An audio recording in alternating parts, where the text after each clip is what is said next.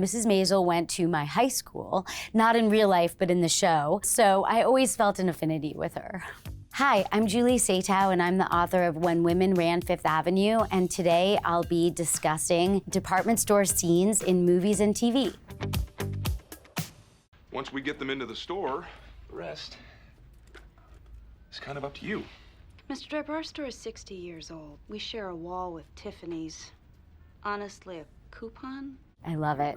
Such attitude. The real Rachel Mencken was Beatrice Fox Auerbach, who was this firecracker department store owner whose father had died, much like the Rachel Mencken in Mad Men. She was known as being so fierce and such a control freak. She used to walk around with like her hands in white gloves and run her fingers on the underside of all the shelves to make sure people had dusted them. But she was also this amazing person who, during the 1940s, for instance, she was one of the first department stores in 1942 to hire African Americans as salespeople, which was not very common at all.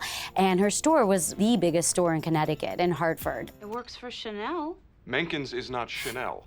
That's a vote of confidence. This is ridiculous. Don. I'm not gonna let a woman talk to me like this. I also really appreciate the way Don Draper calls her, a woman, a girl, takes such umbrage at her knowing her own product. I think that a lot of the women in my book and a lot of the women I researched did have to deal with that exact dynamic where they were second-guessed and questioned, even though they were the ones with experience. If you want your sister courted, brother wed, or cheese imported, just leave everything to I love the music choice.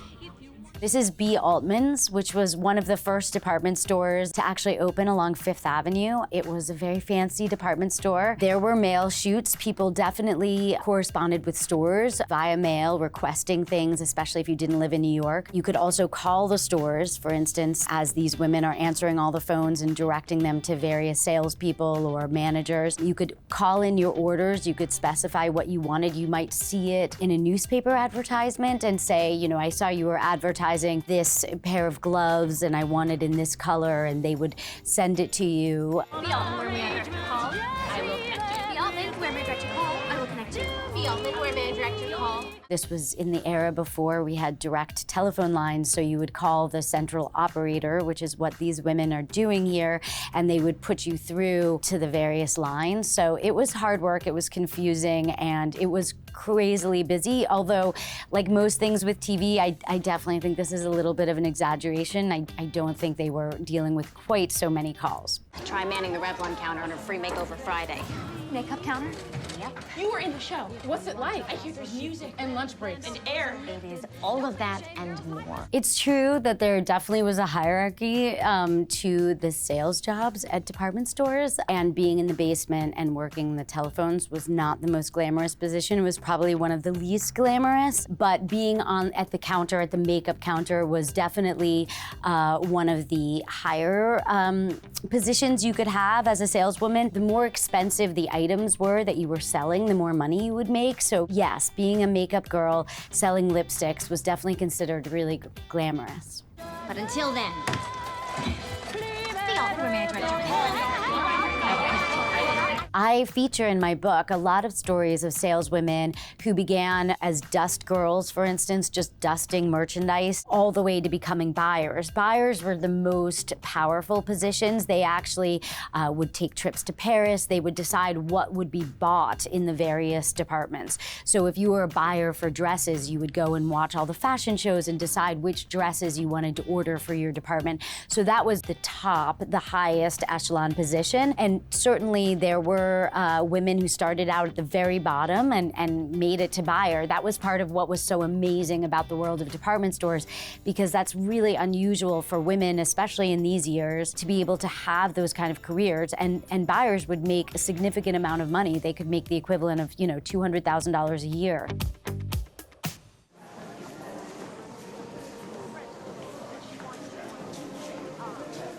Department stores were kind of these places where women would get dressed up to come shop. It was a place where you would go with the whole family and the kids would come, especially during the holiday seasons, because obviously there were amazing shop windows and displays and Santa Claus. I wonder if you might help me find this doll for my daughter. bright Betsy. Oh, she cries and wets herself. But I'm afraid we're all out of stock. Toy departments were de rigueur in all department stores. They were huge moneymakers. Often, they even came with like nurses, so you could drop your children off with these babysitters that were called nurses and go shopping elsewhere. Oh, she looks like you, around the eyes. You think so? What did you want when you were this age? A train set.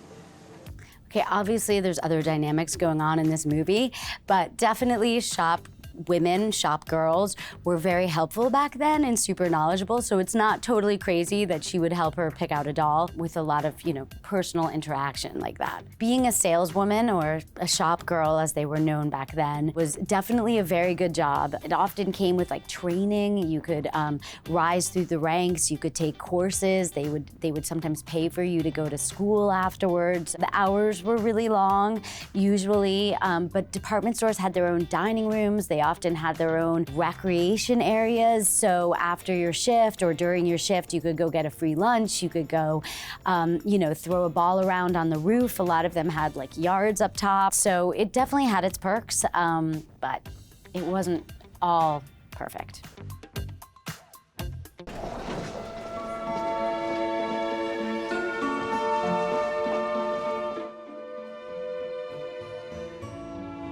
Harry Selfridge, who was a real person who actually worked for Marshall Field's, which was an old department store that people might be familiar with in Chicago. He really made Marshall Field's be what it is, which it was an incredibly successful department store. And then he moved to London and he realized that in London, they didn't have these kind of department stores that they did in America. So he opened Selfridge's, which became a very successful department store. It's still around, and it's really a deep dive into what store life was like, so it's really fun. Summer at Selfridge's. What'd you think? I love it.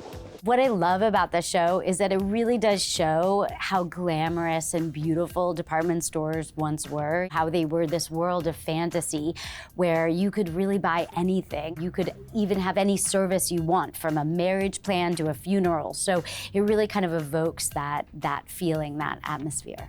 We save the best for last. Thanks for watching, and if you want to know more stories about the real women in department stores, pick up my book, When Women Ran Fifth Avenue.